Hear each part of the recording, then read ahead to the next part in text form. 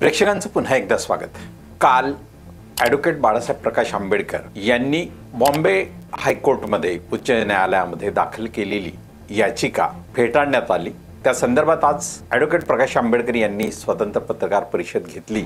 3 मुद्द्यांच्या भोवती त्यांची ही याचिका होती। ज्या 3 मुद्द्यांमध्ये त्यांचा सर्वात पहिला जो आक्षेप होता तो म्हणजे महाराष्ट्र विधानसभेसाठी 20 नोव्हेंबर 2024 ला जे मतदान करण्यात आलं त्या मतदानाच्या दिवशी संध्याकाळी 6 वाजेनंतर जे मतदान झालं त्याची एकूण टक्केवारी 6.8 आणि ही टक्केवारी जवळपास 76 लाखापेक्षा अधिक मतदानाची होते।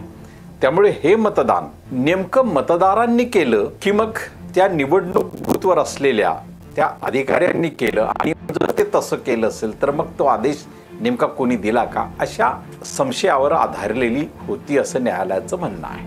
आणि त्यामुळे दुसरं की याचिकाकर्ते जे होते खास करून वंचित बहुजन आघाडीचे कार्यकर्ते जे मुंबईतल्याच एका विभागामधले मतदार आहेत आणि एक मतदार महाराष्ट्र विधानसभेच्या सर्व 288 जागांसाठी आव्हान करू शकतात का, तर या गोष्टी न्यायालयाने नाकारल्या आहेत। तिसरी गोष्ट की जी याचिका जी दाखल केलेली आहे ती याचिका खास करून 45 दिवस उलटल्यानंतर दाखल केली, त्यामुळे ती विहित मुदतीत नाही, हा एक तांत्रिक मुद्दा त्या ठिकाणी झाला।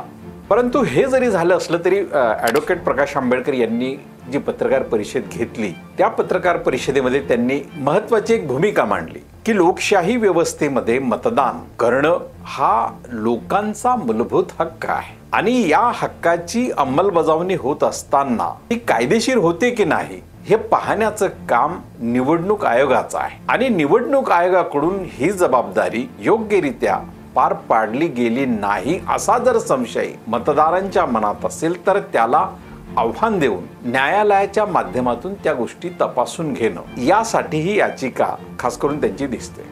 दुसऱ्या बाजूला म्हणजे त्यांना हा जो महाराष्ट्र विधानसभा मतदानाचा जो एकूण प्रक्रियेचा भाग पार पडला या प्रक्रियेमध्ये संध्याकाळी 6 वाजेनंतर झालेल्या मतदानावर जो आक्षेप होता तो आक्षेप जो होता तो त्यांनी या गोष्टींच्या माध्यमातून हे केला की मतदार जर 6 वाजेनंतर मतदान केंद्राच्या बाहेर रांगा लावत असतील तर त्या रांगेतल्या सर्वात शेवटच्या व्यक्तीला सर्वात पहिली पावती दिली पाहिजे आणि सर्वात पहिल्या व्यक्तीला शेवटची पावती दिली पाहिजे, आणि मग तो मतदानाचा कालावधी आणि त्या काळामध्ये किती मतदान झालं ही आकडेवारी ही प्रोसेस तिथल्या निवडणूक अधिकाऱ्यांनी ती निवडणूक आयोगाकडे देणं बंधनकारक आहे। आणि मग निवडणूक आयोगाकडे ती जर माहिती असेल आणि माहितीच्या अधिकारात ती माहिती मागणं हा अधिकार भारतीय नागरिकांना निश्चितपणे आहे।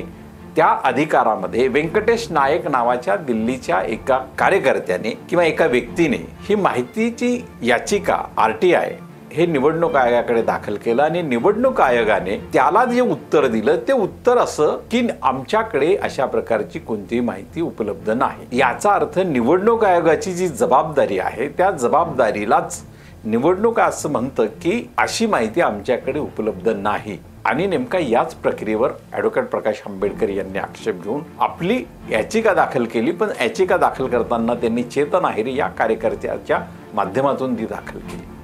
आणि मुंबई हायकोर्टाने काल ती याचिका फेटाळताना असा शब्द वापरला की न्यायालयाचा वेळ आणि पैसा ही याचिका ऐकण्यात वाया गेला, त्यामुळे आम्ही दंड ठोठावू शकलो असतो परंतु ती प्रक्रिया करत नाही। न्यायालयाच्या या याचिका फेटाळण्याच्या भूमिकेवर ॲडव्होकेट प्रकाश आंबेडकर यांनी आपल्या पत्रकार परिषदेमध्ये आक्षेप नोंदवला आहे। आक्षेप म्हणण्यापेक्षा आपल्याला हे म्हणता येईल की निवडणूक आयोगाने ज्या गोष्टी म्हणजे मतदारांचा जो हक्क जो त्याला मूलभूतपणे राबवता आलेला नाही किंवा मतदाराचा जो हक्क मूलभूतपणे अंमलात आला नाही त्या हक्काचं रक्षण करणं, तो हक्क अबाधित ठेवणं ही जर प्रक्रिया झाली नसेल तर ती का झाली नाही याचा जबाब निवडणूक आयोगाने दिला पाहिजे। आणि जर निवडणूक आयोग तो जबाब थेट देत नसेल तर अशा वेळी अंतिम प्रक्रिया म्हणून की निवडणूक आयोगाला ती माहिती देण्यासाठी बाध्य करण्याचा अधिकार हा न्यायालयाला आहे। आणि यावर ॲडव्होकेट प्रकाश आंबेडकर यांचं म्हणणं असं आहे की राज्याच्या या निवडणुकीच्या संदर्भामध्ये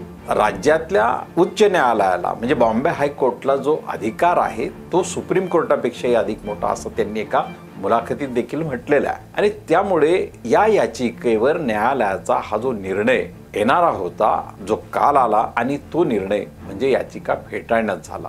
आणि याचिका फेटाळताना जे मुद्दे दिले गेले ते मुद्दे ॲडव्होकेट प्रकाश आंबेडकर यांना असं वाटतं की न्यायालय ही अंतिम गोष्ट आहे जी नागरिकाच्या मूलभूत हक्कांचं संरक्षण होत नसेल निवडणूक प्रक्रियेमध्ये, अशा वेळी ती पारदर्शिता निवडणूक आयोगाकडून राबवून घेण्याचा अधिकार हा न्यायालय वापरू शकतं, परंतु ते यामध्ये झालेलं नाही. अर्थात यापूर्वी अशा प्रकारची याचिका म्हणजे निवडणूक जी झाली तर हरियाणा आणि महाराष्ट्र हे लागोपाठ काही काळाच्या फरकाने झाले. म्हणजे या दोन्ही राज्यांच्या निवडणुका 2024 मध्ये सोबत झाल्या पाहिजे होत्या अशी अपेक्षा होती, परंतु तसं झालं नव्हतं. आणि त्यामुळे हरियाणा विधानसभेच्या निवडणुकीच्या संदर्भात देशाचे सर्वोच्च न्यायालयातील ॲडव्होकेट महमूद प्राचा यांनी हरियाणा न्यायालयामध्ये हायकोर्टामध्ये याचिका दाखल केली होती. आणि ती याचिका दाखल केल्यानंतर त्यांना त्या ठिकाणी हायकोर्टाने जो निर्णय दिला तो महमूद प्राचा यांची संपूर्ण याचिका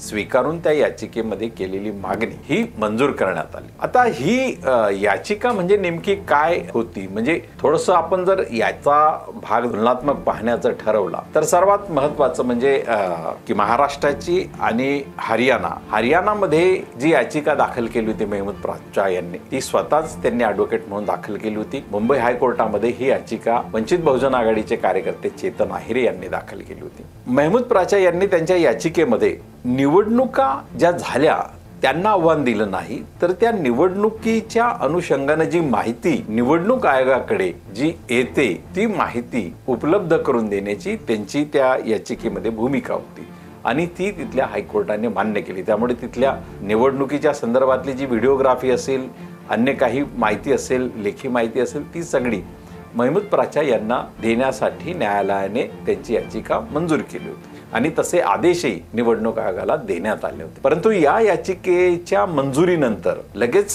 केंद्र सरकारने नियम 93 मध्ये बदल करून काही उपनियम आणि निवडणूक आयोगाकडे जे काही व्हिडिओग्राफी किंवा जी काही माहिती गोळा होते ती माहिती अशा अटीवर नाकारण्यात येईल की कुठेतरी त्यामुळे ती माहिती देण्यामुळे कुणाला तरी धोका निर्माण होतो किंवा कुणाला तरी त्यामुळे एखाद्या संकटाला सामोरं जावं लागू शकतं. निवडणूक आयोगाला हा अधिकार राहील की अशा प्रकारची माहिती जी धोका निर्माण करू शकेल काही ठिकाणी आणि गोपनीयतेचा भंग करणारी असेल तर अशा ठिकाणी निवडणूक आयोगाला तो अधिकार राहील आणि ती माहिती किंवा ती व्हिडिओग्राफी देण्यात येऊ नये अशा प्रकारचा कायदा करण्यात म्हणजे नियमामध्ये दुरुस्ती करण्यात आली. हरियाणाच्या निकालानंतर हे झालं आणि त्यानंतर महाराष्ट्र विधानसभेच्या ज्या निवडणुका आहेत त्या संदर्भातही अशा प्रकारची माहिती मागितली जाईल आणि त्यामुळे त्यापूर्वीच हा नियम करण्यात आला होता.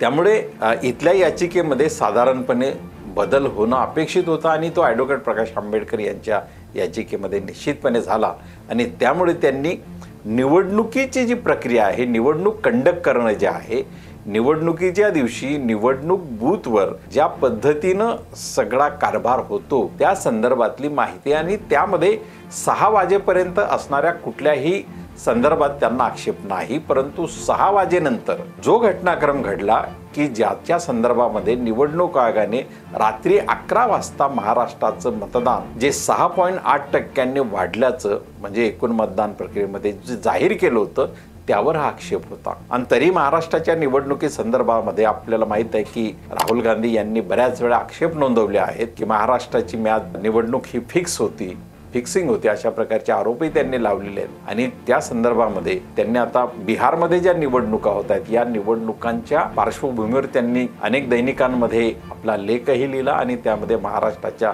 निवडणुकीच्या संदर्भात त्यांनी अनेक प्रश्न उपस्थित केले. तर प्रश्न आहेत, हे प्रश्न सर्वसामान्य जनता जी भारतीय मतदार आहे या मतदारांचे हक्क सुरक्षित ठेवण्यासाठी, ते हक्क अबाधित ठेवण्यासाठी निवडणूक आयोगाने पारदर्शिता आणावी आणि ही पारदर्शिता म्हणजे जे जे काही घटनाक्रम घडतील ती माहिती त्यांच्याकडे असावी आणि ती माहितीच्या अधिकारात ज्यांना हवी असेल त्यांनाही ती उपलब्ध करून द्यावी. ही पारदर्शिता राबवण्यामध्ये निवडणूक आयोगाला काय अडचणी आहेत हा प्रश्न खास करून उपस्थित होतो आणि अशा वेळी तो प्रश्न उपस्थित न करता ती माहिती काढून घेण्यासाठी ॲडव्होकेट प्रकाश आंबेडकर यांनी याचिका जी दाखल केली होती ती याचिका फेटाळली जरी गेली असली तरीही त्यांनी या फेटाळण्याच्या बाबींवर आपल्या पत्रकार परिषदेमध्ये काही आक्षेप निश्चितपणे नोंदवले. ते आक्षेप म्हणता येणार नाहीत. ती त्यांची एक प्रकारे त्या याचिकेला फेटाळण्याची जी भूमिका न्यायालयाने घेतली त्याची एक प्रकारे समीक्षा आहे आणि या समीक्षेमध्ये त्यांनी मुद्दे उपस्थित केलेले आहेत आणि त्याच्यात सर्वात महत्त्वाचा जो मुद्दा आहे तो मुद्दा हाच आहे की सर्वसामान्य भारतीय नागरिकांच्या अधिकारांचं हनन होत असेल, ते पारदर्शीपणे ते राबवले जात नसतील तर अशा वेळी आणि खास करून निवडणुकीच्या संदर्भामध्ये नागरिकांचा मूलभूत अधिकार आहे मतदान करणं, परंतु ते मत ते ज्याला देतात त्याला जातं की नाही, ते मत की जे देतात ते कोणत्या वेळी देतात. जर मतदार एवढा उत्स्फूर्तपणे मतदान केंद्रावर गर्दी करतो आहे, संध्याकाळी 6ला प्रचंड मोठी गर्दी जर मतदान केंद्रांच्या बाहेर लागत असेल तर अशा वेळी नागरिक आपल्या हक्कांविषयी अधिक जागृत आहेत आणि अशा जागृत नागरिकांनी बजावलेल्या हक्काचं एकूण माहिती ही देशाच्या इतर कोणत्याही नागरिकांना मिळवण्याचा अधिकार आहे आणि हा अधिकार न्यायालयानं नेमका नाकारला आहे का अशी शंका बाळासाहेब ॲडव्होकेट प्रकाश आंबेडकर यांनी उपस्थित केलेली आहे. या संदर्भामध्ये या याचिकेच्या अनुषंगाने बाळासाहेब यांची संपूर्ण पत्रकार परिषद झालेली आहे.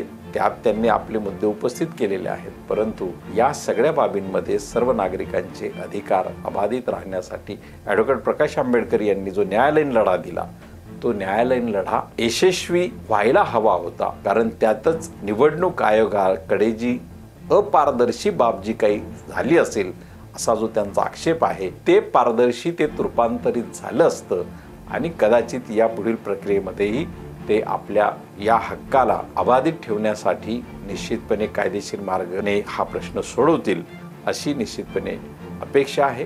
महाराष्ट्राच्या जनतेला आपण हा व्हिडिओ ऐकला तर लाईक करा, शेअर करा. मित्र हो, गेली 12 वर्ष थ्रीवेज मीडिया तटस्थ पत्रकारितेचा आणि खास करून फुले शाहू आंबेडकर विचारांना घेऊन सातत्याने आपली पत्रकारिता करत आहे. पत्रकारितेच्या क्षेत्रामध्ये निश्चितपणे साधनांची एक मुबलकता लागते, परंतु तरीही 12 वर्ष आम्ही हे चालवलेलं आहे. आता तटस्थ पत्रकारितेसाठी निश्चितपणे आपल्या मदतीची गरज आहे आणि ही मदत करण्यासाठी आपण आपल्या यथाशक्तीप्रमाणे आमच्या ह्या स्कॅन कोडवर स्कॅन करून आपली मदत देऊ शकतात. आपल्या यथाशक्तीप्रमाणे थ्रीवेज मीडियाच्या एका दमदार वाटचालीसाठी आणि तटस्थ पत्रकारितेच्या वाटचालीसाठी आपलं हे योगदान आवश्यक आहे. धन्यवाद.